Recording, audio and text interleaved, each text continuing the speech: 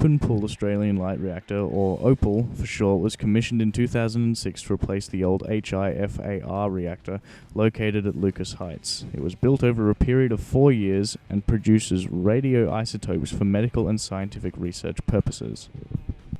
It is a research reactor, not a power reactor, and has a power potential of 20 megawatts compared to an average nuclear reactor, which has an average of 3,000 megawatts. It includes a $20 million cyclotron, which speeds up production of radioisotopes. The core of the reactor is submerged near the bottom of a demineralized pool 12.8 meters deep. This keeps the reactor cool and a slight degree of containment. Surrounding the core is a reflector vessel containing heavy water that helps to sustain the nuclear reaction. The neutron beam and the radiation facilities are located in the reflector vessel, which provides a large zone of high thermal neutron flux where irradiation facilities can be housed and neutron beams generated.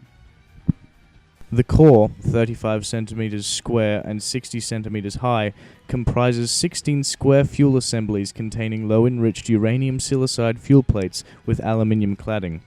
Water circulating through coolant channels between the fuel plates removes heat produced by the fission reaction. There are 5 control rods with absorber plates. 4 of the 5 control rods separate the core into 4 equal quadrants. The 5th control rod is cruciform shaped and is used for fine control of reactor power due to its position in the center of the core. As previously mentioned, the reactor is housed in a very stable building. It is monitored every day of the year when the reactor is not in use. The design of OPAL includes many safety characteristics. The open pool concept and the negative reactivity of the core is a major safety system. Safety also relies on natural laws for effectiveness. It has many independent shutdown systems taking into account a variety of situations. They also have in-depth systems to combat any difficulties such as power loss or coolant incidents. The research reactor uses a very specific type of fuel. It is made from low-enriched uranium with silicon. It is uranium silicide dispersed in aluminium at a density of 4.8 grams per centimeter cubed. Its chemical symbology is U3Si2Al, and it used to be sourced from Argentina, but due to the defects in the fuel and the shutdown of the reactor from 2007 to 2008, fuel was outsourced. 60% of fuel is now acquired from CERCA in France. The reactor will produce many things.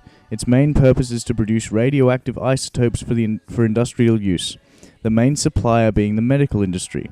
They use the radioisotopes for killing cancer cells in patients. This is what most of the radioisotopes will be used for.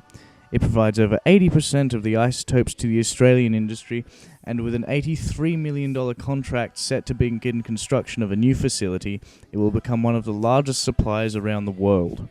The excess silicone produced by the plant can also be sold with the old HIFAR facility, accumulating a profit of $2.5 million a year from its sale to computing companies. The neutron beams are used to create a range of radioactive isotopes to help with different types of treatments. These include medical and agricultural. It also has the ability to use a cold neutron beam, allowing them to use this research on biological materials.